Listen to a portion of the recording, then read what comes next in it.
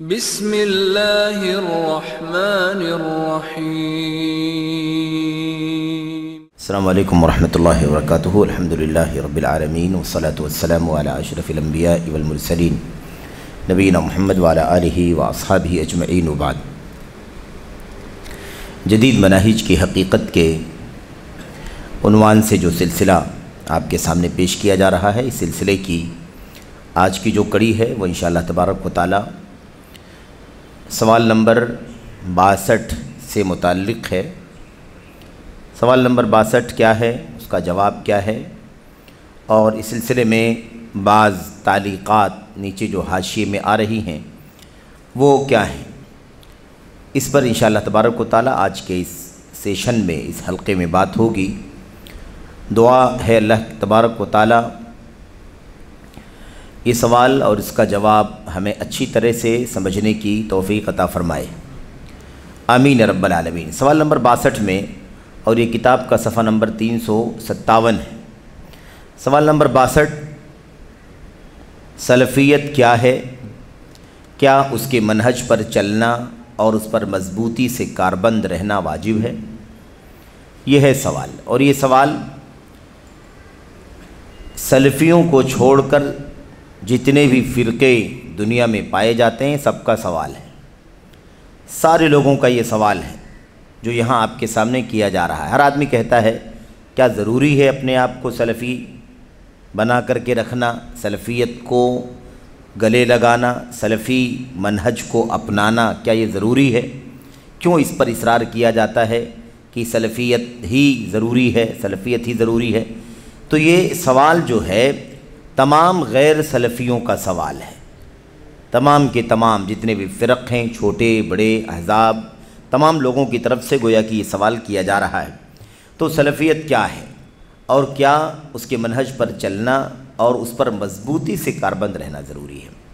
جواب میں شیخ صالح فوزان حافظہ اللہ فرماتے ہیں، سلفیت، اور اسے اچھی طرح سے ہم سب کو اپنے ذہن و دماغ میں بٹھانے کی ضرورت ہے، اور اس کے تمام تر حصوں کو، جو باتیں یہاں کہی جا رہی ہیں، اس کے ایک ایک لفظ کو اچھی طرح سے سمجھنے اور اسے اچھی طرح سے ازبر کر لینے کی ضرورت ہے تاکہ ہم لوگوں کو سمجھا سکیں۔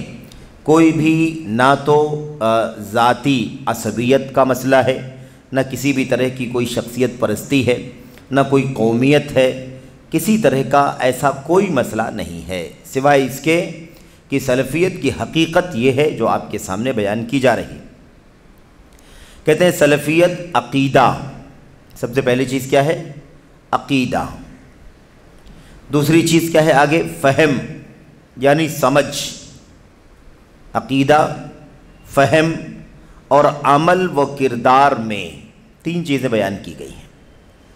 عقیدے میں، اور ایسے ہی عقیدے اور دین کو سمجھنے میں، اور ایسے ہی جو کچھ بھی عقیدہ ہے، جو کچھ بھی دین ہے جسے سمجھا ہے، اس پر عمل کرنے میں اور اسے اپنی زندگی میں لانے، یعنی اسے اپنا کردار بنانے میں۔ ان تمام چیزوں میں سلف صالحین یعنی صحابہ، تابعین اور فضیلت یافتہ زمانوں کے منہج و طریقے پر چلنے کا نام ہے۔ سلفیت کی یہ ڈیفینیشن ہے، سلفیت کی تعریف ہے، اس کی پہچان ہے کہ سلفیت کسے کہتے ہیں۔ تو کہہ رہے ہیں کہ سلفیت نام ہے کس کا؟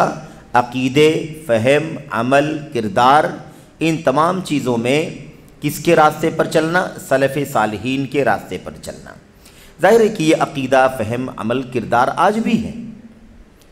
عقیدہ، فہم اور ایسے ہی عمل، کردار آج بھی موجود ہے، لیکن ان تمام چیزوں میں راستہ سلف صالحین کے علاوہ لوگوں کا بھی برتا جا رہا ہے، راستہ سلف صالحین کے علاوہ کا بھی برتا جا رہا ہے، ان کے راستے کے علاوہ راستوں پر بھی چلا جا رہا ہے دنیا میں، عقیدے میں بھی، فہم یعنی سمجھ میں بھی، اور عمل اور کردار میں بھی۔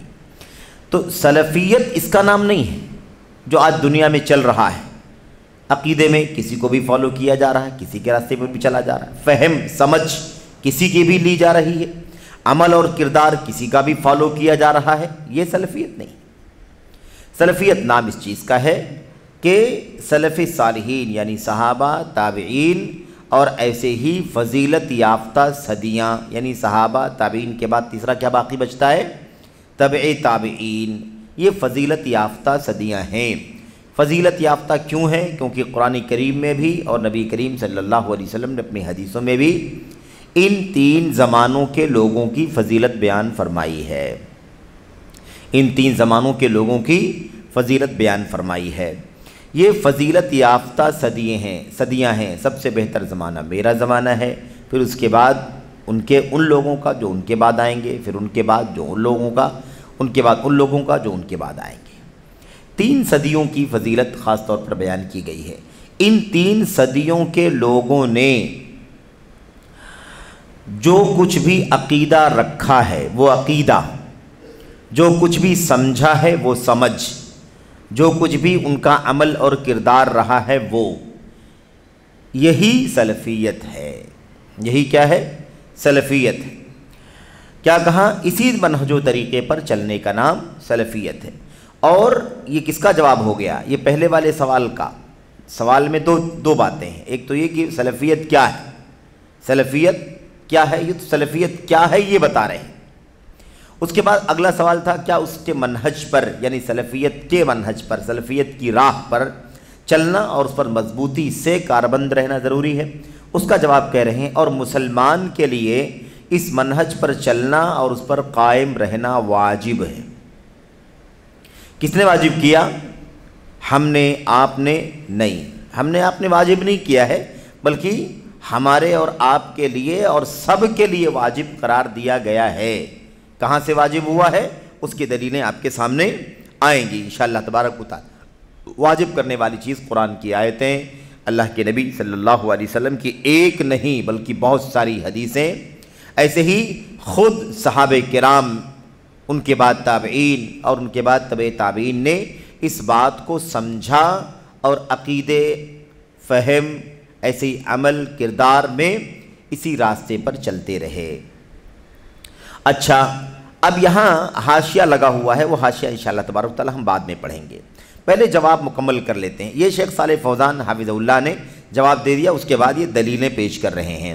کہتے ہیں اللہ تبارک و تعالیٰ کا ارشاد ہے والسابقون الاولون، جیسا کہ ارشاد باری ہے والسابقون الاولون من المہاجرین والانصار والذین اتبعوہم باحسان رضی اللہ عنہم ورضوا عنہ۔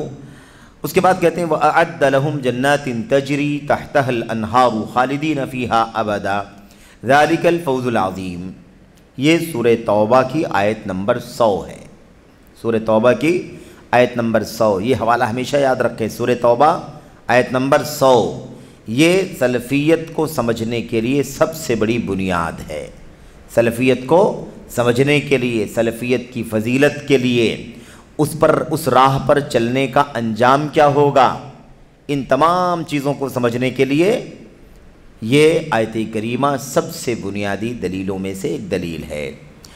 اللہ تبارک و تعالیٰ نے فرمایا جو مہاجرین اور انصار سابق اور مقدم ہیں، یعنی انصار اور مہاجرین جو بہت پہلے گزر چکے ہیں۔ اب یہ آیت کریمہ جب اتری ہے تو اسی آیت میں اللہ تعالیٰ نے کیا فرمایا؟ والسابقون الاولون، سبقت کرنے والے، بالکل پہل والے، آگے جو تھے، بالکل سب سے پہل کرنے والے، ہے نا، پیش رہنے والے، ایک دم شروع میں جو لوگ آگے رہنے والے اور پہلے والے تھے، یہ لوگ خواہ وہ مہاجرین ہوں یا وہ انصار ہوں۔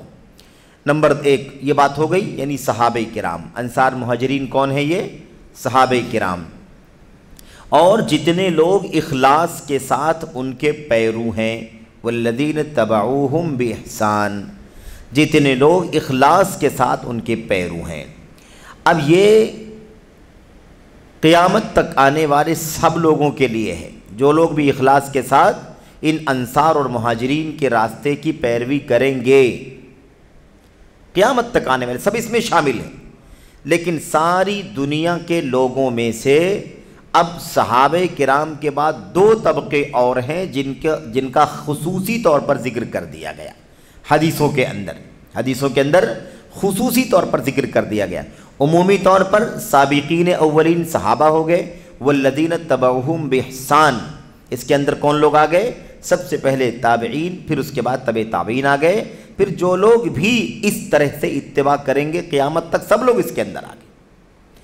اللہ کے نبی صلی اللہ علیہ وسلم نے آیت کریمہ کو گویا کہ اپنی حدیثوں میں ڈھال کر سمجھا دیا۔ آپ نے فرما دیا سب سے بہتر زمانہ میرا زمانہ ہے، پھر اس کے بعد ان کا جو ان کے بعد آئیں گے، پھر ان کے بعد ان کا جو ان کے بعد آئیں گے، یعنی گویا کہ سارے پیروکاروں میں ان تین طبقوں کا خصوصی مقام ہے، ان تین طبقوں کا خصوصی مقام ہے، خصوصی تذکرہ ہے۔ تو اب آپ دیکھیے سب سے پہلے تو یہ مہاجرین اور انصار ہیں، ٹھیک ہے، مہاجرین اور انصار ہیں، یہ ان کا ذکر اس لیے کیا گیا کیونکہ یہ سابقین اولین ہیں، سب سے سبقت کرنے والے ہیں اور بالکل پہلے والے ہیں، اوائل ہیں۔ یہ وہ صفت ہے جو دنیا میں ان کے سوا کسی کو حاصل نہیں ہے۔ یہ سبقت اور اولیت کیا ہے؟ سبقت کس چیز کی طرف اور اول ہونا کس چیز میں سبقت کرنے والے تھے، بالکل پہلے آگے رہنے والے تھے، اور کس چیز میں یہ اول ہیں؟ میرے بھائیوں یہی بات سب سے بنیادی ہے، اور یہی وہ نقطہ ہے جس میں انحراف کی وجہ سے آج بہت سارے فرقے گمراہی کی راہ پر چل پڑے ہیں۔ صحابہ کے خلاف زبان کھولنے والا کوئی بھی آدمی جزوی طور پر ہو یا کلی طور پر ہو، صحابہ کرام کے خلاف زبان کھولنے والا خواہ وہ کلی طور پر ہو یا جزوی طور پر ہو یا شخصی طور پر ہو، صحابہ کے خلاف زبان کھولنے والا بہر صورت مجرم ہے۔ بہر صورت کون ہے؟ وہ مجرم ہے، کیونکہ اللہ کے کلام میں سابقین اولین کا ذکر کیا جا رہا ہے، مہاجرین اور انصار کا ذکر کیا جا رہا ہے۔ یہ سبقت اللہ تبارک و تعالیٰ کی کتاب کی طرف، سبقت اللہ کے نبی صلی اللہ علیہ وسلم کی سنت کی طرف، سبقت اللہ کی توحید کا دفاع کرنے کی طرف، سبقت اللہ تبارک و تعالیٰ کے دین کے مخالفین کے خلاف کھڑے ہونے میں مخالفین کے خلاف کھڑے ہو کر جنگ کرنے میں، جہاد کرنے میں، زبان سے، قلم سے، ہتھیار سے، ہر اعتبار سے ان سب میں کون ہے؟ یہ سبقت کرنے والے ہیں۔ اولین سب سے پہلے لوگ ہیں جن سے پہلے اس معاملے میں کوئی نہیں ہے۔ نبی صلی اللہ علیہ وسلم اللہ تبارک و تعالیٰ کی توحید کا پیغام لے کر آئے، نبوت کا تاج لے کر کے آئے۔ اب آپ صلی اللہ علیہ وسلم نے جب توحید کی دعوت دی تو اس دعوت کو قبول کرنے والے پہل کون لوگ تھے؟ کیا اس مقام میں دنیا کا کوئی اور طبقہ بھی شریک ہو سکتا ہے جن کی نگاہوں نے نبی کو نہیں دیکھا ہے، جن کی نگاہوں نے جن لوگوں نے نبی کی صحبت نہیں پائی ہے؟ کیا کوئی ایسا طبقہ اس فضیلت میں، اس شرف میں آ سکتا ہے؟ کلام اللہ تبارک و تعالیٰ کا ہے، اللہ خود اپنے کلام میں ارشاد فرماتا ہے وہ لوگ جو بالکل سبقت کرنے والے ہیں، بالکل جو پہلے ہیں، فرسٹ ون ہیں، مہاجرین اور انصار، یہ لوگ، اور ایسے ہی جو ان کے مخلص پیروکار ہیں یہ لوگ۔ آگے اللہ نے فرمایا رضی اللہ عنہم ورضوا عنہ، اللہ تبارک و تعالیٰ ان سب سے راضی ہو چکا ہے اور یہ سب کے سب اللہ تبارک و تعالیٰ سے راضی ہیں۔ اس کے بعد یہ تو دنیا میں اعلان ہے، دنیا میں اعلان کیا ہو رہا ہے کہ اللہ تعالیٰ ان سے راضی ہے اور یہ اللہ سے راضی ہیں۔ اس کے بعد وَأَعَدَّ لَهُمْ جَنَّاتٍ تَجْرِي تَحْتَهَا الْأَنْهَارِ، اور اللہ تبارک، یہ آخرت کا صلہ ہے، یہ آخرت کا صلہ، اور اللہ تبارک و تعالیٰ نے ان کے لیے باغات، جنتیں تیار کر رکھی ہیں، تجری تحتها الانہار، جن کے نیچے نہریں بہ رہی ہیں، جن کے نیچے نہریں جاری ہیں، خالدین فیہا، وہ ان میں، کن میں؟ نہروں میں نہیں، جنتوں میں ہمیشہ ہمیشہ رہیں گے، خالدین فیہا، وہ ان جنتوں میں ہمیشہ ہمیشہ رہیں گے، ذالک الفوز العظیم، یہ بہت بڑی کامیابی ہے، یہ بہت بڑی کامیابی۔ یہاں پر ایک بات اچھی طرح سے آپ جان لیں، ابھی مرزا علی انجینئر پاکستان پڑوسی ملک کا رہنے والا، اس نے پوری دنیا میں بہت بڑا فتنہ پھیلا رکھا ہے، صحابہ کرام کے خلاف زبان درازی کرنا اس کا شیوا بن چکا ہے۔ وہ ہوائے نفس کے مطابق بہت ساری حدیثوں کو پڑھتا ہے، یا تو وہ حدیثیں صحیح نہیں ہوتی ہیں یا حدیثیں صحیح ہوتی ہیں، بخاری اور دیگر کتابوں کی ہوتی ہیں، تو اس کی وہ منمانی شرح کرتا ہے، منمانی ترجمہ کرتا ہے، منمانی اس سے مسائل مستنبط کرتا ہے، نتائج نکالتا ہے۔ اس کی بہت ساری گمراہیوں میں سے ایک گمراہی یہ بھی ہے کہ وہ صحابہ کرام کے بارے میں یہ کہتا ہے کہ اللہ تبارک و تعالیٰ تمام صحابہ سے راضی نہیں ہے، اللہ تبارک و تعالیٰ تمام صحابہ سے راضی نہیں ہے، بلکہ اللہ تبارک و تعالیٰ صرف ان صحابہ کرام سے راضی ہیں جن کی تعداد 1400 ہے، جو صلح حدیبیہ کے موقع پر آپ کے ساتھ میں تھے، ان سے اللہ تبارک و تعالیٰ راضی۔ اس طرح کی بات کو کہتا ہے۔ اس کا مقصد کیا اس کے پیچھے؟ اس کا مقصد یہ ہے کہ وہ حضرت معاویہ ابن ابی سفیان رضی اللہ تعالیٰ عنہ کو اس رضامندی سے خارج کرنا چاہتا ہے۔ آگئی بات سمجھ؟ اچھا، اب یہ جو آیتیں ہیں، ان آیتوں کا جواب کیا دے گا؟ یہاں تو اللہ تعالیٰ نے عام بات کہی ہے نا، اللہ تعالیٰ نے عام بات کہی، مہاجرین انصار اور ان کے سچے پیروکار، اللہ ان سے راضی ہو چکا ہے، وہ اللہ سے راضی ہو چکے ہیں، اللہ نے ان کے لیے جنتیں تیار کر رکھی جن کے نیچے نہریں جاری ہوں گی، وہ ان میں ہمیشہ ہمیشہ رہیں گے، اور یہ بہت بڑی کامیابی ہے۔ یہاں تو کوئی راستہ نہیں ہے۔ اب وہ یہ کہتا ہے کہ رضی اللہ عنہم ورضوا عنہ، اس کی تعویل کرتا۔ ہم نے کیا ترجمہ کیا ہے؟ ہم کیا سمجھ رہے ہیں؟ اللہ تبارک و تعالیٰ ان سب سے راضی ہو چکا ہے، اور یہ اللہ تبارک و تعالیٰ سے راضی ہو چکے ہیں، اللہ ان سے راضی ہوا اور یہ اللہ سے راضی ہوئے۔ ہم یہ اطلاع دے رہے ہیں، قرآن کریم کی آیت کریمہ کا ترجمہ اور اس کا معنی ہم یہ کیا سمجھ رہے ہیں؟ یہی معنی، اللہ راضی ہو چکا ان سے اور یہ اللہ سے راضی ہو چکے۔ وہ یہ کہتا ہے کہ آیت کریمہ کا معنی یہ نہیں ہے جو آپ سمجھ رہے ہو، یہ انفارمیشن، یہ خبر نہیں ہے، فائنل خبر نہیں ہے یہ کہ اللہ تعالیٰ ان سے راضی ہوا اور یہ اللہ سے راضی ہوئے، بلکہ یہ دعائیہ ہے۔ کیا کہتا ہے وہ؟ یہ دعائیہ ہے، اللہ تعالیٰ ان سے راضی ہو، اللہ تعالیٰ ان سے راضی ہو۔ ایسا نہیں ہے کہ ماضی کے اس لفظ کا خبر کے علاوہ انشاء کا معنی نہ بنتا ہو، بنتا ہے کبھی، لیکن یہاں نہیں، جہاں بنتا ہے وہاں بنتا ہے قرائن کی وجہ سے، لیکن یہاں پر یہ رضی اللہ عنہم ورضوا عنہ، اللہ تعالیٰ راضی ہوا ان سے اور یہ راضی ہوئے اللہ سے۔ یہی ترجمہ ہے، یہی معنی ہے، یہی مفسرین نے، صحابہ، تابعین، بعد کے ائمہ، تمام مفسرین نے یہی معنی سمجھا۔ یہ کہتا ہے انجینئر، کہتا ہے رضی اللہ عنہم کا معنی ہے اللہ تعالیٰ ان سے راضی ہو جائے۔ اب اگر یہ بات اس کی تھوڑی دیر کے لیے مان لی جائے تو اگلے والے جملے کا ترجمہ کیسے ہوگا؟ اللہ تعالیٰ ان سے راضی ہو جائے، دعا ہے کہ اللہ تعالیٰ ان سے راضی ہو جائے، تو ورضوا عنہ کا معنی کیا ہوگا؟ اور دعا ہے کہ یہ لوگ اللہ سے راضی ہو جائیں۔ بھئی اللہ اگر راضی نہ ہو تب تو انسان کی کامیابی رک جائے گی، ہے کہ نہیں؟ لیکن اللہ تبارک و تعالیٰ سے بندے راضی نہ ہو تو کیا بگڑے گا؟ بگڑے گا کچھ نہیں بگڑے گا۔ وہ اللہ تبارک و تعالیٰ ہمارا خالق و مالک ہے، ہمارا معبود حقیقی ہے، وہ اس کا فضل ہے کہ وہ ہم سے راضی ہو، ہم پر رحم کرے، ہم کی مغفرت کرے، ہمیں دنیا میں نعمت دے، امن دے، امن و شانتی دے، ہمیں جنت دے۔ یہ تو اللہ تبارک و تعالیٰ کا اپنی طرف سے خصوصی فضل ہے، ورنہ ہمارا کیا بنتا ہے کہ اللہ تبارک و تعالیٰ سے ہم کچھ لے لیں؟ تو ہمارا اللہ تبارک و تعالیٰ سے راضی ہونا کیا یہ بھی دعائیہ ہے؟ سیاق بالکل ساتھ میں ہے، لفظ دونوں کیا ہیں؟ جڑے ہوئے ہیں، رضی اللہ عنہم ورضوا عنہ، اللہ ان سے راضی ہوا، وہ اللہ سے راضی ہوئی، یہ تو معاملہ واضح ہے۔ لیکن اگر کوئی یہ کہتا ہے اس کا معنی یہ ہے اللہ تبارک و تعالیٰ ان سے راضی ہو، اللہ تعالیٰ ان سے راضی ہو، جسے ہم کہتے ہیں اللہ تبارک و تعالیٰ ان پر رحم فرمائے، اللہ ان کی مغفرت فرمائے، اللہ ان کے گناہوں کو بخشے، اگر اس طرح کا معنی کوئی لیتا ہے اللہ تبارک و تعالیٰ ان سے راضی ہو، تو ورضوا عنہ کا ترجمہ کیا ہوگا؟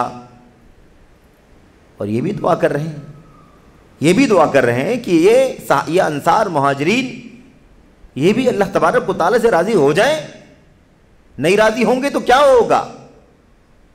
بندوں کو اللہ سے راضی ہونے کی کیا بات ہے؟ تو یہ جو معنی لیا جاتا ہے نا، یہ ہوائے نفس، خواہشات نفسانی کے مطابق معنی لیا جاتا ہے،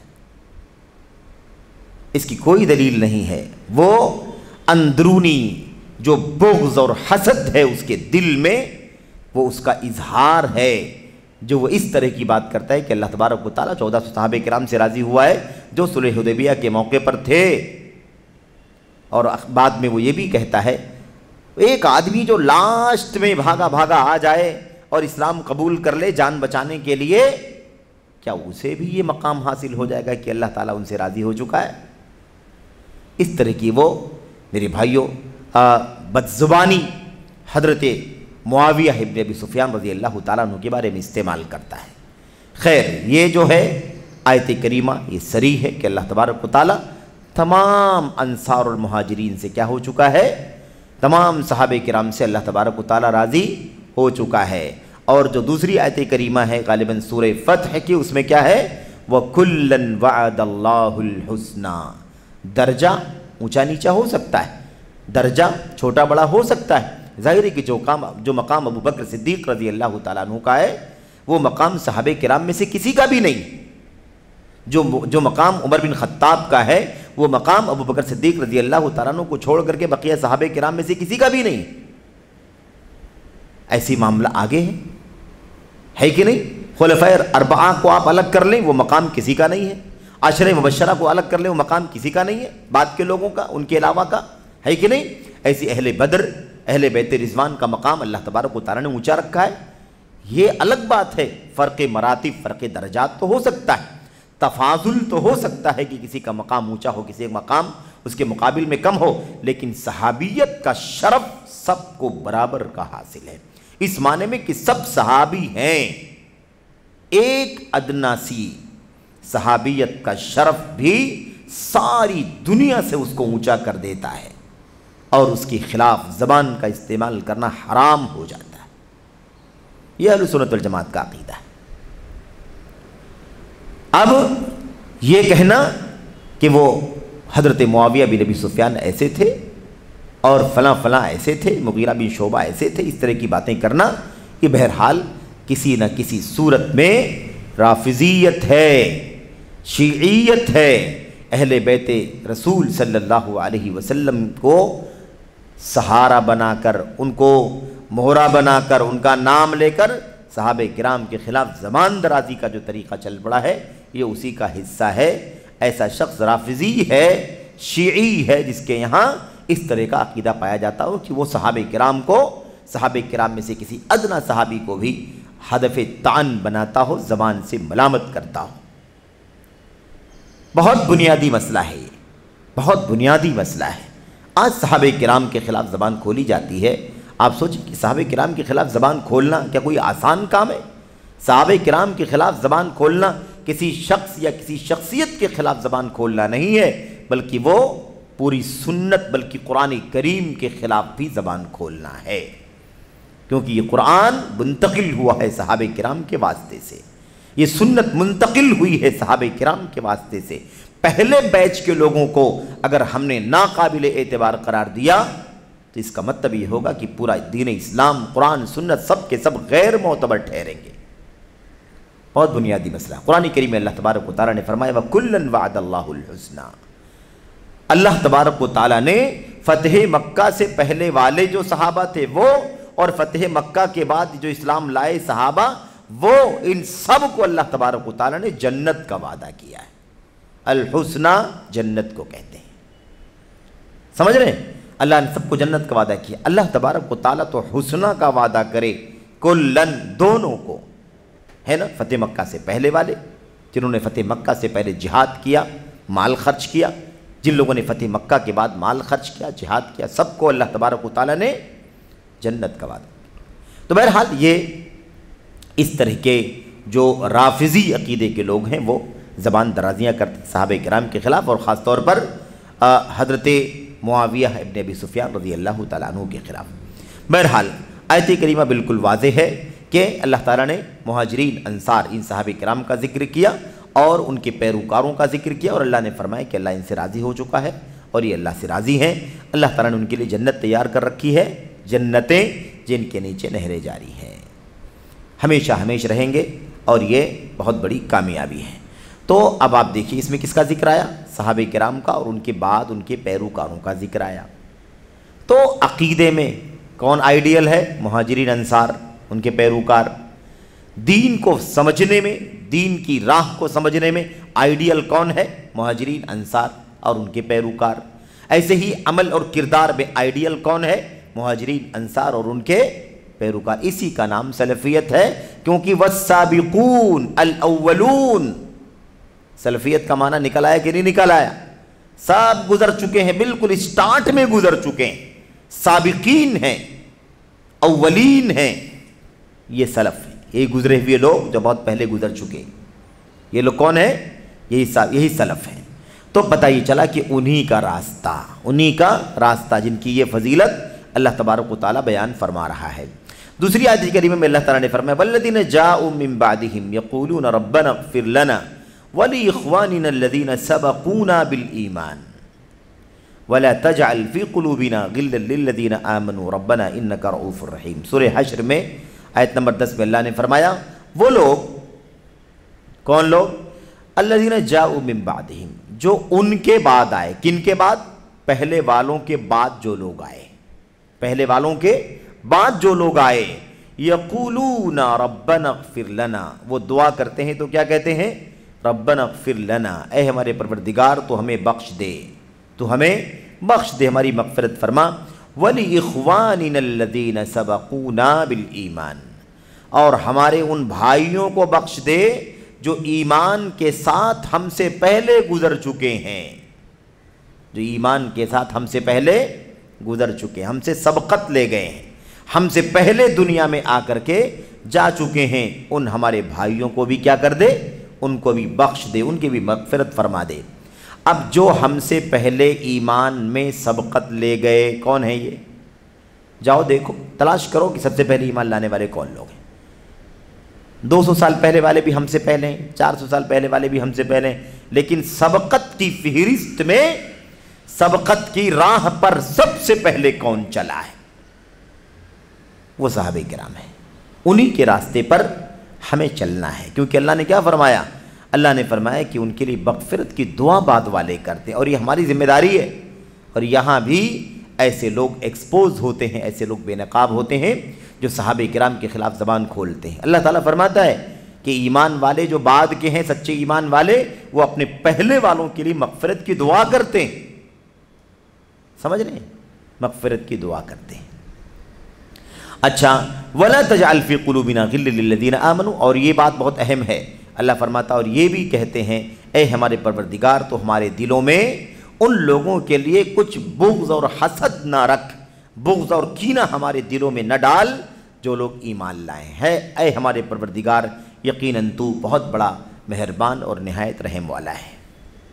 یہ ہے میرے بھائیوں سبقت کرنے والے لوگوں کی فضیلت، سبقت کرنے والے لوگوں کی فضیلت، وہ جو پہلے گزر چکے ہیں۔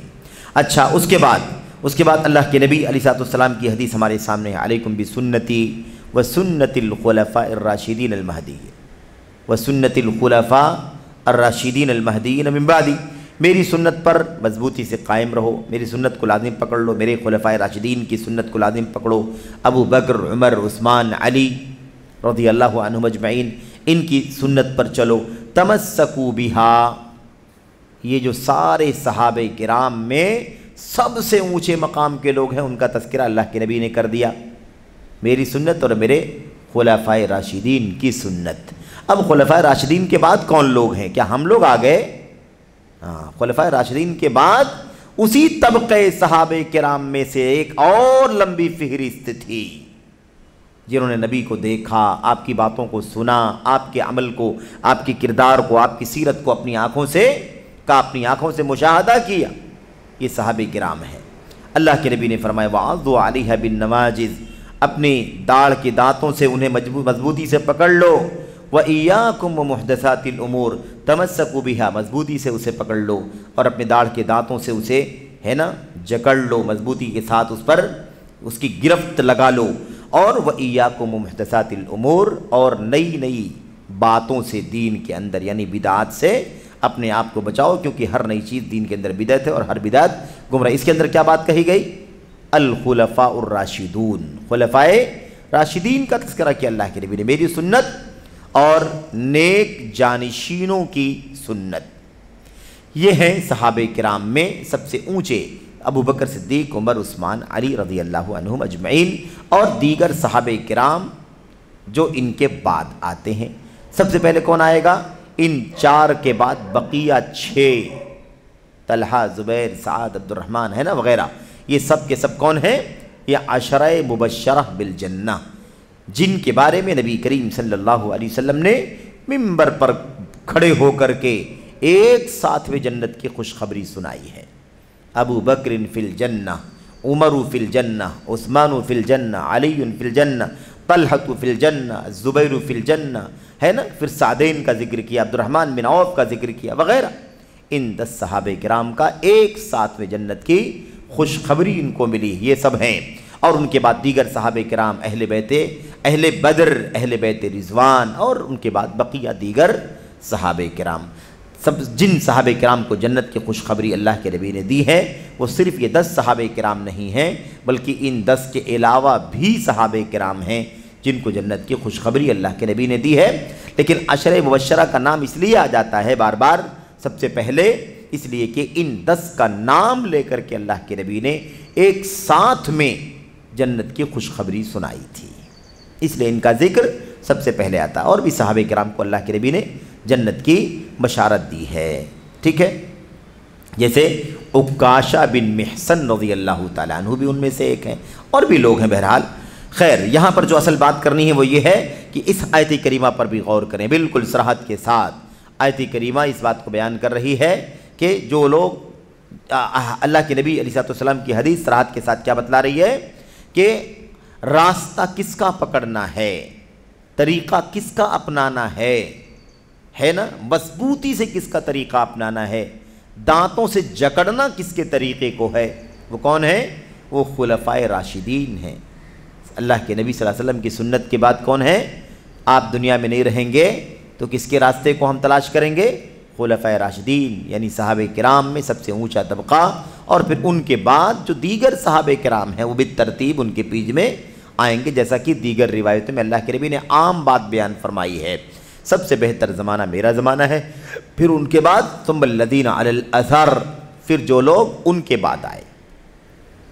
تو اب یہ بات جو ہے نا واضح ہو گئی، جو شیخ صالح فوزان بیان کرنا چاہتے ہیں کہ سلفیت اصل میں صحابہ، تابعین، تبع تابعین، خیر القرون جو ہے، قرون مفضلہ، فضیلت یافتہ جو صدیاں ہیں، ان کے لوگ صحابہ، تابعین، تبع تابعین اور ان کے پیروکاروں کا جو راستہ ہے، عقیدے میں بھی، دین کو سمجھنے میں بھی، اور دین پر عمل کرنے میں بھی، ان تمام چیزوں میں ہم جن کے راستے پر چلتے ہیں وہ یہی لوگ ہیں، اور اسی راستے کو سلفیت کا راستہ کہا جاتا ہے، یہی نجات کا راستہ ہے۔ تو یہ بات شیخ صالح فوزان حافظہ اللہ نے اس سرسری طور پر اسے بیان کر دیا ہے۔ اب آئیے ذرا سرسری طور پر یہ بھی آپ پڑھ لیں، حاشیہ نمبر 1 پر آپ دیکھیں، شیخ نے کہا تھا مسلمان کے لیے اس منہج پر چلنا اور اس پر قائم رہنا ضروری ہے، ٹھیک ہے، یہ بات ہو گئی۔ اس کے بعد اب یہی آیت کریمہ ہیں، یہی آیتیں ہیں، یہ حدیث ہیں، اور بہت ساری آیتیں ہیں اور بہت ساری حدیثیں ہیں، اسی سے معلوم پڑتا ہے کہ راستہ کس کا پکڑنا ضروری ہے؟ انہی لوگوں کا راستہ پکڑنا ضروری ہے، صحابہ کرام کا، انصار کا، مہاجرین کا۔ اب یہاں خلفاء راشدین کہا اللہ کے نبی نے، لیکن آیت کریمہ میں کیا ہے؟ انصار اور مہاجرین، سب کے سب آگے کہ نہیں آگے اس کے اندر؟ ایسی اللہ کے نبی کی دیگر حدیثوں سے بھی پتہ چلتا ہے کہ اللہ کے نبی کے صحابہ کرام کا مقام سب سے پہلے ہے، اس لیے انہوں نے جس طرح سے دین کو دیکھا، سنا، سمجھا، برتا، عمل کیا، اسی طریقے سے ہمیں بھی کرنا چاہیے۔ اچھا، اب یہ سوال جو آتا ہے وہ سوال کیوں آتا ہے کہ سلفیت کیا ہے، کیا اس پر چلنا ضروری ہے؟ اس پر مضبوطی کے ساتھ قائم رہنا، ڈٹے رہنا کیا ضروری ہے؟ یہ سوال آتا کیوں ہے؟ یہ سوال اسی لیے آتا ہے کہ لوگ یہ سمجھتے ہیں کہ جیسے اور ٹکڑے ہیں اور فرقے ہیں اور گروہ ہیں اور ٹولیاں ہیں امت کے اندر، ایسے ہی ایک جماعت، ایک فرقہ، ایک ٹولی، ایک گروہ یہ بھی ہے۔ سمجھ رہے ہیں نا؟ جیسے اور فرقے ہیں اور ٹولیاں اور گروہ ہیں، دھڑے ہیں، جتھے ہیں، ایسے ہی سلفیت بھی کیا ہے؟ وہ بھی ایک ٹولی ہے، وہ بھی ایک پارٹی ہے، وہ بھی ایک دھڑا ہے۔ ایسے ہی لوگ سمجھتے ہیں، اس لیے یہ سوال کرتے ہیں کہ بھئی آپ لوگ جب دیکھو سلفیت سلفیت سلفیت کی بات کرتے ہیں، ہے نا؟ جب دیکھو تب سلفیت کی بات کرتے ہیں اور یہ ثابت کرنا چاہتے ہیں کہ بس اسی راستے پر چلنا چاہیے۔ کیوں بھئی اس راستے پر چلنا چاہیے؟ جیسے اور فرقے ہیں، یہ بھی ایک فرقہ ہے، تو آپ کی فرقے پر کیوں چلنا چاہیے؟ اس طرح کی بات لوگ کرنا چاہتے ہیں، ٹھیک ہے؟ اسی لیے یہ سوال کرتے ہیں، ورنہ اگر وہ جان لیتے کہ سلفیت کوئی فرقہ نہیں ہے۔ اور اس حوالے سے باتیں تو بہت ساری ہیں، اور یہ فتنے صرف اور صرف ہلکے پھلکے انداز میں میڈیا پر نہیں چلتے، بلکہ ظالموں نے اس سلسلے میں مستقل کتابیں لکھ لکھ کر کے امت کو گمراہ کرنے کی کوشش کی ہے۔ سمجھ رہے ہیں؟ کتابیں لکھ لکھ کر کے اب ہم سلفی کہتے ہیں۔ اب ایک بات اور بھی یہاں واضح ہو جائے تو بہتر ہے، جبکہ شاید اس سے پہلے بھی تذکرہ غالباً آیا ہوگا، وہ یہ ہے کہ ابھی ہم لوگوں نے کیا پڑھا ہے کہ سلفیت نام ہے عقیدے، دین کی فہم اور عمل اور کردار میں صحابہ تابعین کے طریقے پر چلنے کا۔ اب ایک آتا ہے شخص اور وہ کہتا ہے کہ سلفیت جو ہے وہ کسی راستے کا نام نہیں ہے، کسی راستے کا نام نہیں ہے، بلکہ سلفیت کس چیز کا نام ہے؟ ایک پیریڈ کا نام ہے، ایک دور کا نام ہے، ایک زمانے کا نام ہے، جو زمانہ، جو دور، جو پیریڈ بڑا اچھا تھا۔ سمجھ رہے ہیں؟ ایک پیریڈ اور ایک دور کا نام ہے، ایک زمانے کا نام ہے، جو کیا تھا؟ بہت اچھا تھا، لیکن وہ کوئی منہج، کوئی راہ عقیدے کا راستہ نہیں ہے، کوئی وہ دین کے سمجھنے کا راستہ نہیں ہے، کوئی عمل اور کردار اور سلوک کا وہ راستہ نہیں ہے۔ اب اس میں یہ تفریق پیدا کر کے اور یہ فتنہ نکال کر کے امت کو گمراہ کرنے کی کوشش کی گئی۔ سوال یہ پیدا ہوتا ہے کہ اگر یہ بات تھوڑی دیر کے لیے مان لی جائے کہ سلفیت ایک مقدس زمانے کا نام ہے، کسی راستے اور مشن کا نام نہیں ہے، کسی منہج زندگی کا نام نہیں ہے، بلکہ ایک مقدس دور کا نام ہے، تو سوال یہ پیدا ہوتا ہے کہ وہ دور مقدس کیوں ہوا تھا؟ کیوں مقدس تھا وہ زمانہ جس کو آپ مقدس زمانہ کہتے ہیں؟ آپ اس کو عمل، آپ اس کو منہج اسلام نہیں سمجھتے، اس کو آپ منہج اسلام نہیں سمجھتے، اسلام کا راستہ نہیں سمجھتے، سچا راستہ، بلکہ آپ کسی مقدس دور، مقدس زمانے کو سلفیت کہتے ہیں، تو پھر یہ سوال ہے، ایسی بات کہنے والوں سے یہ سوال ہے کہ پھر آپ یہ بتائیے کہ وہ زمانہ مقدس کیوں ہوا تھا کیا اس زمانے میں؟ وہ زمانہ مقدس تھا۔ زمانہ کس چیز کا نام ہے؟ زمانے والے مقدس ہوتے ہیں تو زمانہ مقدس ہو جاتا ہے کہ نہیں؟ وہ زمانہ کیوں مقدس تھا؟ کیونکہ اس زمانے میں نبی کریم صلی اللہ علیہ وسلم کی بعثت ہوئی تھی۔ وہ زمانہ اس لیے مقدس تھا کہ آپ پر قرآن اترا اور آپ نے توحید کی دعوت دنیا کو دی، آپ نے شرک سے ڈرایا۔ وہ زمانہ اس لیے مقدس تھا کہ آپ صلی اللہ علیہ وسلم کو اللہ نے انسانیت کا نبی اور ہادی بنا کر کے بھیجا۔ وہ زمانہ اس لیے مقدس تھا کہ جن لوگوں کے بیچ میں آپ نبی اور رسول بنا کر کے بھیجے گئے تھے، ان لوگوں نے توبہ کر کر کے، اپنی شرک و کفر سے توبہ کر کر کے اپنے آپ کو اتنا خالص کر لیا کہ عقیدے میں ان کی مثال دنیا میں کوئی اور باقی نہ بچی۔ جس نبی کے راستے پر وہ چل رہے تھے، اس راستے کو ایسے برتا، اس کو سن کر کے، اس کو پڑھ کر کے، اس کو دیکھ کر کے، اس کو برت کر کے ایسی مثال دنیا کے اندر قائم کر دی کہ سچے دین پر صحیح معنوں میں چلنے کی اس سے اچھی مثال آپ کو دنیا میں نہیں ملے گی۔ تو وہ زمانہ مقدس تھا اس لیے کہ یہ مقدس لوگ تھے اس کے اندر، جنہوں نے اللہ تبارک و تعالیٰ کے دین کو گلے لگایا، جنہوں نے اللہ کی توحید کو گلے لگایا، جنہوں نے نبی کی سنت کو گلے لگایا، اور جو اسی راستے پر چلنے کے لیے مر مٹتے تھے۔ جو راستہ اللہ کی کتاب میں اور نبی کی سنت میں اتر چکا تھا، اتر رہا تھا، اسی پر ڈٹے رہنے میں وہ اپنی سب سے بڑی کامیابی سمجھتے تھے، اور اسے پوری امانت کے ساتھ، دیانت کے ساتھ انہوں نے آگے بھی بڑھایا۔ اس لیے یہ تفریق کرنا کہ سلفیت کوئی منہج اور راستہ نہیں ہے دین کا، اسلام کا، بلکہ وہ ایک مقدس زمانے کا نام ہے، مقدس مرحلے کا نام ہے، مقدس پیریڈ کا نام ہے، ایک مبارک دور کا نام ہے۔ وہ دور مبارک کیوں ہوا؟ وہ دور مقدس کیوں ہوا؟ جس وجہ سے وہ دور مقدس ہوا، مبارک ہوا، اسی وجہ سے ہم آج اپنے آپ کو سلفی کہلانے میں فخر کرتے ہیں۔ وہ دور مقدس ہوا تو اس دور میں کون لوگ تھے؟ کن لوگوں کا دور تھا جس کو آپ کہہ رہے ہیں کہ ایک مقدس دور تھا، ایک مبارک زمانہ اور وقت کا، ٹائم کا ایک پیریڈ گزرا ہے جس کو سلفیت کہا جاتا ہے۔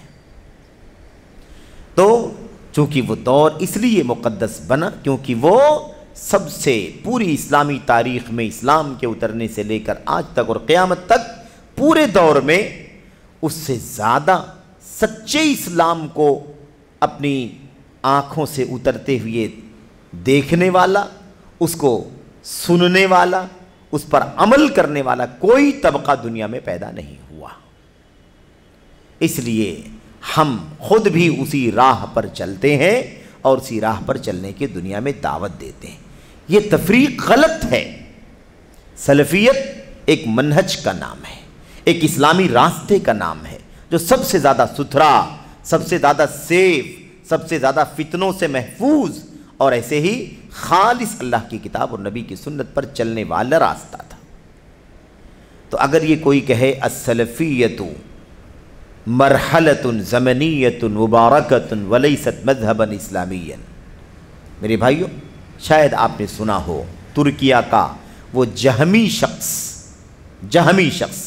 سعید رمضان بوطی، جس نے کتاب لکھی اور اس کے اندر اس نے یہ فتنہ دنیا کے اندر پھیلایا کہ سلفیت کوئی اسلامی مذہب نہیں ہے، اسلام کا کوئی راستہ نہیں ہے، بلکہ ایک مبارک دور کا نام ہے، ایک زمانے کا، دنیا میں ایک مبارک زمانے کا نام ہے بس۔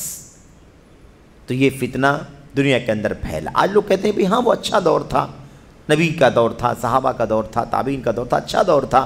تو دور مبارک ہے، آپ لوگوں نے اس کو منہج زندگی بنا لیا ہے، آپ نے اسے منہج اسلام بنا لیا ہے، عقیدے میں انہی کا نام، عمل میں انہی کا نام، فرائض میں انہی کا نام، حکومت اور نظم و سیاست میں انہی کا نام، حلال و حرام میں انہی کا نام، ہر جگہ آپ لوگ انہی کا نام لیتے ہیں۔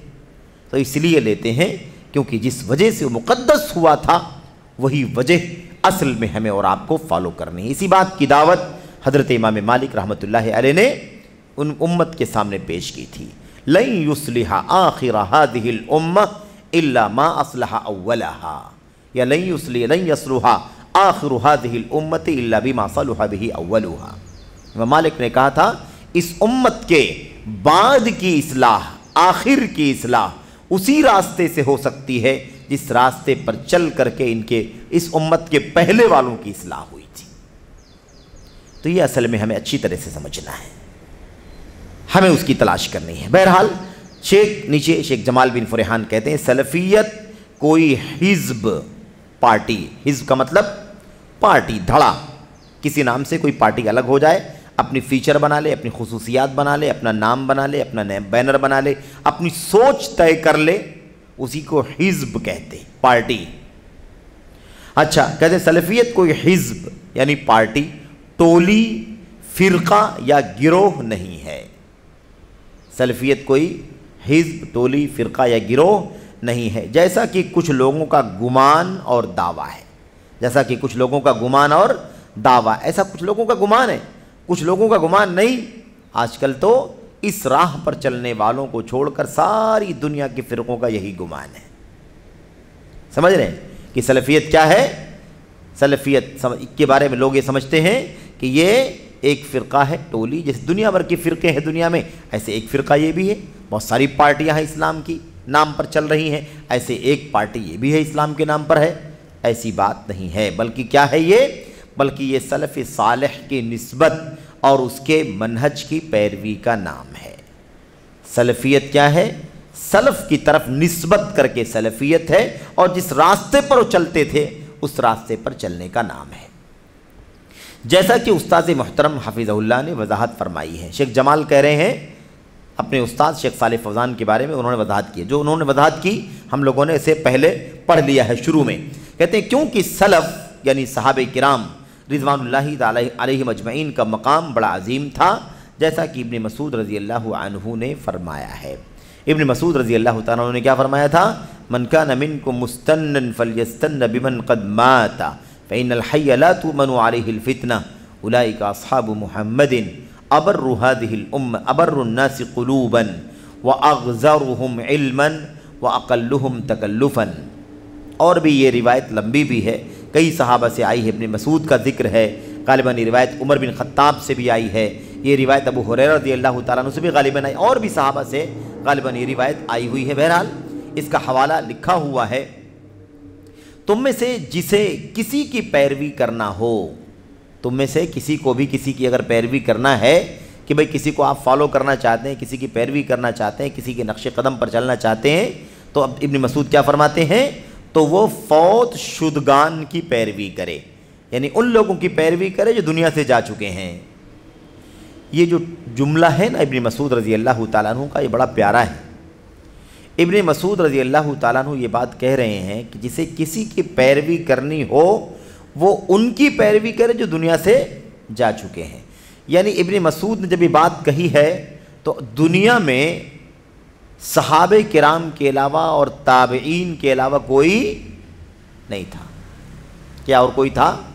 نہیں تھا۔ ابن مسعود ہی نے یہ بات کہی ہے نا، جسے کسی کی پیروی کرنی ہو، یعنی آپ سب کے لیے کہا جا رہا ہے کسی کی پیروی کرنی ہو، کسی کو اسوہ اور آئیڈیل بنانا ہو تو کس کو بنائے؟ بیمن قد مات، جو دنیا سے جا چکے ہیں۔ تو اب ان کے دور میں جو اللہ کے نبی علیہ السلام کے صحابہ کرام تھے، ہے نا، کچھ باقی تھے، کچھ وفات پا چکے تھے، اور دوسرا طبقہ کون تھا؟ کچھ تابعین کا طبقہ تھا، کچھ تابعین کا طبقہ تھا۔ ابن مسعود اتنی باریک بات امت کو سمجھا رہے ہیں کہ امت کو چاہیے کہ وہ بالکل اپنے ایک دم اصل سے جڑنے کی کوشش کرے۔ کس سے جڑنے کی کوشش کرے؟ ایک دم اصل سے جڑنے کی کوشش کرے، بالکل جڑ پر جائے، جڑ جو بنیاد ہے نا، فاؤنڈیشن، اس سے جڑنے کی کوشش کرے۔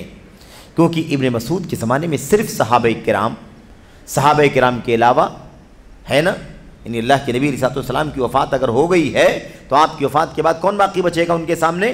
یا تو ان کے اپنے صحابہ ساتھی باقی بچیں گے یا تابعین باقی بچیں گے، ہے کہ نہیں؟ ان سے کیا کہہ رہے ہیں وہ، ان سے کیا کہہ رہے ہیں، اور ان سے کہہ رہے ہیں تو ان کے بعد ہم سے بھی کہہ رہے ہیں یہ، کیونکہ یہ فرمان ساری امت کے لیے ہے، سب کے لیے۔ کہتے ہیں جسے کسی کو آئیڈیل بنانا ہو وہ ان کو آئیڈیل بنائے جو دنیا سے جا چکے ہیں۔ اس میں دو باتیں بڑی اہم ہیں۔ ایک بات تو یہ کہ وہ کہنا یہ چاہتے ہیں کہ بھئی اللہ کے نبی علیہ السلام کے صحابہ دنیا سے وفات پا چکے ہیں، کسی کو آئیڈیل بنانا ہو تو جو وفات پا چکے ہیں صحابہ ان کو آئیڈیل بناؤ۔ اچھا جو زندہ ہیں ان کو کیوں نہ بناؤ، ان کو بھی بناؤ۔ لیکن ابن مسعود کا دیکھو تقویٰ، وہ کہتے ہیں فَإِنَّ الْحَيَّ لَا تُؤْمَنُ عَلَيْهِ الْفِتْنَةِ، کہتے ہیں اس لیے کہ جو زندہ رہتا ہے اسے فتنے سے امن نہیں رہتا۔ بھئی جو دنیا سے جا چکا ہے وہ تو اپنے ایمان، عقیدے، عمل جو بھی کیا تھا اس کو لے کے دنیا سے جا چکا ہے، اب تو فتنے میں نہیں پڑے گا نا وہ۔ لیکن جو زندہ ہے وہ فتنوں سے سیف ہے؟ نہیں سیف ہے، فتنے میں پڑ سکتا ہے۔ آپ سوچئے کہ صحابی رسول ہے، ابن مسعود ہیں، اس کے باوجود وہ اس بات کو سمجھا رہے ہیں کہ آپ زندوں کی پیروی بھی نہ کریں، پیروی کس کی کریں؟ جو مر چکے ہیں، جو وفات پا چکے ہیں۔ یعنی یہ تواضع ہے ان کا، یہ ان کا تواضع ہے کہ وہ یہ کہنا چاہتے ہیں کہ ہمارے پیچھے مت پڑو، ہمیں بھی فالو نہ کرو، کیونکہ ہم زندہ ہیں، پتہ نہیں کسی فتنے میں گرفتار ہو جائے، اس لیے کن کی پیروی کرو؟ جو دنیا سے جا چکے ہیں۔ دوسری چیز یہ ہے کہ صحابہ کرام، یہ ابن مسعود رضی اللہ تعالیٰ عنہ اگر یہ بات اپنے دور میں اپنے مخاطبین کو سمجھا رہے ہیں تو ہم آج 14 صدیوں کے بعد جو لوگ دنیا میں آئے ہیں انہیں اس اثر سے، اس حدیث سے کیا سبق لینا چاہیے؟ اگر اس وقت جو زندہ تھے، سامنے تھے ابن مسعود کے، اگر ان کو زندوں کو چھوڑ کر کے مردوں کو آئیڈیل بنانا چاہیے تھا، جو دنیا سے ایمان عقیدے کے اعلیٰ معیار پر رہ کے دنیا سے جا چکے ہیں، اگر ان کو معیار بنانے کے لیے کہہ رہے ہیں تو ہمیں آج اس گئے گزرے دور میں ابن مسعود کیا کہنا چاہ رہے ہوں گے؟ ہے کہ نہیں؟ ہماری ذمہ داری اور زیادہ بڑھتی ہے کہ نہیں بڑھتی ہے کہ ہم اپنے دور کے لوگ، پچھلے سال پچھلی صدی کے لوگ، اس سے پہلے والی صدی کے لوگ، اس سے پہلے والی صدی کے لوگ، ہم یہاں کہیں نہ رہیں، بلکہ جسے آئیڈیل بنانا ہو، جسے اسوہ بنانا ہو، کس کو اسوہ بنائے؟ وہ جو دنیا سے وفات پا چکے ہیں۔ تو یہ دو باتیں بڑی اہم ہیں ابن مسعود رضی اللہ تعالیٰ عنہ کی اس قول میں جو سمجھنے کی ہیں۔ اس کے بعد وجہ بتلا دی، کیوں؟ کہتے ہیں اولئک اصحاب محمد صلی اللہ علیہ وسلم، خود بھی صحابی رسول ہیں، خود بھی صحابی ہیں کہ نہیں صحابی ہیں، لیکن اپنا تواضع اور اپنے بڑے اور جو دنیا سے جا چکے ہیں ان کا مقام کہتے ہیں اولئک اصحاب محمد صلی اللہ علیہ وسلم، وہ نبی کریم صلی اللہ علیہ وسلم کے صحابہ تھے جن کی وفات ہو چکی، ان کی بات میں کر رہا ہوں۔ وہ کون تھے؟ اللہ کے نبی کے صحابہ تھے۔ ابر الناس قلوبا، یہ صحابہ کرام کی شان بیان کر رہے ہیں، لوگوں میں سب سے نیک دل والے، سب سے نیک اور صالح ستھرے دل والے تھے وہ صحابہ۔ اب کوئی کہے گا کہ صحابہ کے دلوں کا پتہ کیسے چل گیا کہ وہ نیک دل والے تھے؟ ہاں، ان صحابہ نے، اگر وہ نیک دل نہ تھے تو انہوں نے شرک و کفر اور باپ دادا کے عقیدے سے کیسے توبہ کر کے اپنے آپ کو اسلام کے دامن سے وابستہ کر لیا۔ دل کی ستھرائی تھی کہ نہیں تھی؟ ایک آیت کریمہ کا ٹکڑا کان سے ٹکرا گیا تو اس نے ان کی دل کی دنیا کو بدل دیا، تائب ہو گئے کفر سے، شرک سے، باپ دادوں کے دین سے، سب سے تائب ہو کر کے ایک اللہ واحد کی عبادت کرنے والے اور ایک نبی کریم صلی اللہ علیہ وسلم کی اتباع اور پیروی کرنے والے بن گئے۔ یہ تھا ان کا طریقہ۔ تو سب سے نیک دل لوگ تھے، اور کیا کہا؟ وہ اغزرہم علما، اور وہ سب سے گہرے علم والے تھے۔ غزیر، بہت زیادہ علم والے تھے، بھرپور علم والے تھے، ہے کہ نہیں؟ صحابہ کرام کا علم سب سے زیادہ بھرپور تھا کہ نہیں تھا؟ سب سے زیادہ ٹھوس، گہرا، اور گہرا مطلب بہت زیادہ وسعت والا علم ان کے پاس تھا کہ نہیں تھا؟ ایک ایک جملے آنے والی نسلوں کے لیے آئیڈیل اور نمونہ ہیں صحابہ کرام کی زبانوں سے نکلے ہوئے۔ وَأَقَلُّهُمْ تَكَلُّفًا، اور سب سے کم تکلف کرنے والے تھے۔ تکلف کیا ہے؟ تکلف یہ ہے آدمی حق کو تسلیم کرنے میں ٹال مٹول کرے، کیوں ایسا ہے نا، چوں چرا، کیسے، ایسے ویسے، ہے نا، اس طرح کی جو بہانے بازیاں آتی ہیں بیچ میں، حق کو قبول کرنے کی راہ میں جو رکاوٹ پیدا ہوتی ہے اسی کو کیا کہا گیا؟ اسی کو تکلف سے یاد کیا گیا، حق کو قبول کرنے کی راہ میں تکلف۔ اچھا، آخری بات کہتے ہیں اس سلسلے میں دائمی کمیٹی برائے فتویٰ کا یہ فتویٰ ملاحظہ فرمائیں۔ دائمی کمیٹی برائے فتویٰ، اللجنۃ الدائمہ ہے نا للافتاء، یہ کمیٹی ہے، دائمی کمیٹی جو فتویٰ کے لیے سعودی حکومت نے بنا رکھی ہے۔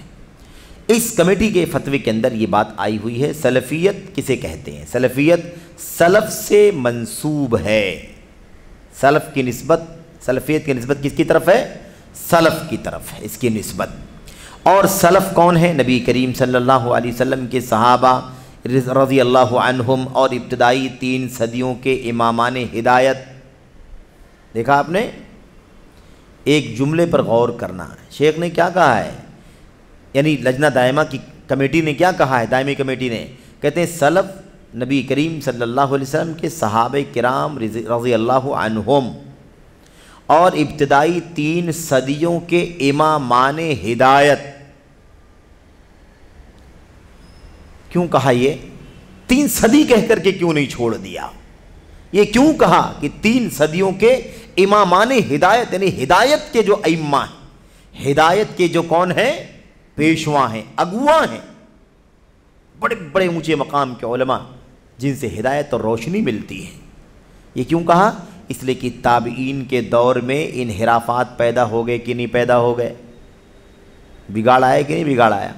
تبع تابعین کے دور میں کچھ بگاڑ آیا کہ نہیں بگاڑ آیا؟ اب آپ سوچیں گے بگاڑ آیا تو اللہ کے نبی نے کیوں تابعین کی فضیلت بھی بیان فرما دی، تبع تابعین کی فضیلت بھی کیوں بیان فرما دی؟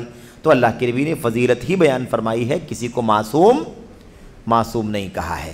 صحابہ کرام کا مقام سب سے اونچا ہے، اس کے بعد دوسرے نمبر پر، صحابہ کرام کے بعد دوسرے نمبر پر تابعین ہیں۔ کیوں؟ اس لیے کہ تابعین میں کمیاں پیدا ہوئی ہیں لیکن بعد والوں کے مقابلے میں وہ سب سے اچھے ہیں۔ اس کے بعد تبع تابعین، جن کا درجہ تابعین کے بعد آتا ہے، ان کا نام کیوں لیا گیا؟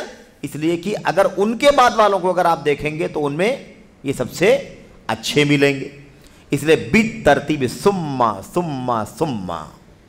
پھر اس کے بعد، اس کا مطلب صحابہ تابعین تبع تابعین کا درجہ ایک جیسا نہیں ہے، بالترتیب ہے یہ۔ اسی لیے انہوں نے کیا کہہ دیا؟ امامان ہدایت، 3 صدیوں کے امامان ہدایت، یعنی 3 صدیوں کے تمام لوگ نہیں، صحابہ کرام تو ہی ہیں، صحابہ کرام کی بات ہو رہی ہے، سمجھ میں بات آ رہی ہے؟ ہاں، امامان ہدایت جو ہدایت کے پیشوا ہیں، اگر کہیں تابعین کے دور میں کچھ بگاڑ آ گیا تھا کچھ لوگوں کے ہاں تو وہ قابل اعتبار نہیں۔ بھئی جن لوگوں نے بغاوت کی تھی حضرت علی بن ابی طالب رضی اللہ تعالیٰ عنہ کے خلاف، کون تھا وہ؟ اس میں کوئی ایک صحابی بھی تھا؟ کوئی ایک بھی صحابی نہیں تھا بغاوت کرنے میں۔ عثمان غنی کے خلاف بغاوت ہوئی، بغاوت کرنے میں کون تھا؟ کیا نبی کے صحابہ بھی تھے؟ نہیں، یہاں بدنام کیا جاتا ہے، روایتیں ہیں، وہ روایتیں قابل اعتبار نہیں ہیں کہ انہوں نے خروج کیا، بغاوت کا راستہ دکھایا، ایسی کوئی بات کہیں بھی صحابہ کرام سے نہیں ملتی۔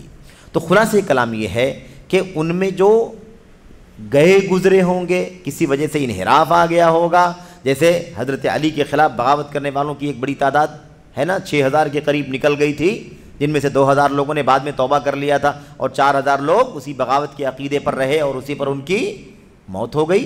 تو ان کا اعتبار نہیں ہے جو انحراف کا شکار ہو گئے، اعتبار کس کا ہے؟ امامان ہدایت کا اعتبار ہے۔ اسے اچھی طرح سے سمجھنے کی ضرورت ہے۔ اس کے بعد کہتے ہیں ان کو سلفی کہا، ان کو کیا کہا جاتا ہے؟ سلف کہا جاتا ہے، اور سلفی سلف سے منسوب ہے۔ سلفی کی نسبت کس کی طرف ہے؟ سلف کی طرف۔ یہ وہ لوگ ہیں جو منہج سلف یعنی سلف کا راستہ، یعنی کتاب سنت کی پیروی، ان پر عمل اور ان کی دعوت پر گامزن رہے۔ تو سلف کون ہے اور سلفی کون ہے؟ صاف لفظوں میں یہ بات یہاں پر ہے نا، لجنہ دائمہ کے علماء نے اس بات کو بیان کر دیا ہے۔ اس کے بعد کہتے ہیں یہ وہ لوگ ہیں جو منہج سلف یعنی کتاب و سنت کی پیروی، ان پر عمل اور ان کی دعوت پر گامزن رہے، چنانچہ اس طرح وہ اہل سنت و جماعت ہیں۔ اہل سنت و جماعت یعنی سنت والے، یعنی نبی کریم صلی اللہ علیہ وسلم کی سنت پر عمل کرنے والے، جماعت یعنی جماعت صحابہ تابعین تبع تابعین کو فالو کرنے والے، جو حق صحابہ تابعین تبع تابعین کے ہاں موجود تھا اسی حق پر اکٹھا ہونے والے، جمع رہنے والے، ان کو کیا کہا جاتا ہے؟ انہی کو ہم لوگ سلفی کہتے ہیں۔ بہرحال اس سلسلے میں شیخ کہہ رہے ہیں کہ اس کتاب کا صفحہ نمبر 149 حاشیہ نمبر 1 ملاحظہ فرمائیں، وہاں سلفیت سے متعلق تفصیلی وضاحت موجود ہے، یہاں اسے دہرانے کی ضرورت نہیں ہے۔ تو یہاں پر شیخ صالح فوزان حفظہ اللہ کے سوال کے جواب پر، جو انہوں نے سوال کے جواب میں باتیں کہی ہیں، اس پر شیخ جمال بن فرحان حفظہ اللہ کا یہ نوٹ آپ کے سامنے بڑا قیمتی ہے۔ آپ اسے سمجھیں کہ آخر صحابہ کرام تابعین تبع تابعین کی راہ کو سلفیت کہا جاتا ہے، یہ کوئی فرقہ نہیں ہے۔ وہ جو صحابہ تابعین تبع تابعین جس راستے پر چلتے تو اسی راستے پر ہم بھی چلنے کی بات کر رہے ہیں، تو ہم کوئی فرقہ کیسے ہو جائیں گے؟ ہمارا آج کا کوئی ایسا کام ہے ہی نہیں، 100 سال 200 سال یہ ہمارا کام نہیں رہا ہے، بلکہ اصل وہ طریقہ صحابہ تابعین کا طریقہ، انہی کی پیروی کرنے کا نام سلفیت ہے۔ تو کہتے ہیں شیخ کی 149 میں کچھ تفصیلات سلفیت کے بارے میں آئی ہوئی ہیں، آپ لوگ وہاں چاہیں تو رجوع کر سکتے ہیں، یہاں پر اس کو دہرانے کی ضرورت نہیں ہے، یہ بات شیخ نے بیان فرما دی ہے۔ اس کے ساتھ ہی اس سوال کا جواب مکمل ہوا۔ انشاءاللہ تبارک و تعالیٰ اگلا جو سوال ہے سوال نمبر 63 انشاءاللہ تبارک و تعالیٰ، اور ایسے ہی اس کا جواب اگلے حلقے میں ہم آپ کے سامنے پیش کریں گے۔ اللہ سے دعا ہے کہ اللہ تبارک و تعالیٰ ہمیں اور آپ کو یہ جو راستہ ہے سلف کا راستہ، اصل منہج، اصل راستہ، اس کو سمجھنے کی اور اس کے خلاف دیگر راستے جو پتلے راستے، گلیارے اور ہوائے نفس، بدعات، جتنے فرقہ واریت کا جو ماحول چل پڑا ہے، اس سے ہمیں اللہ تبارک و تعالیٰ آگاہ رہنے کی توفیق عطا فرمائے، انہیں منہج سلف دکھانے کی اور اس کی رہنمائی کرنے کی توفیق عطا فرمائے۔ آمین یا رب العالمین، وصلی اللہ وسلم وبارک علی نبینا محمد وعلی آلہ وصحبہ اجمعین۔ السلام علیکم ورحمۃ اللہ وبرکاتہ۔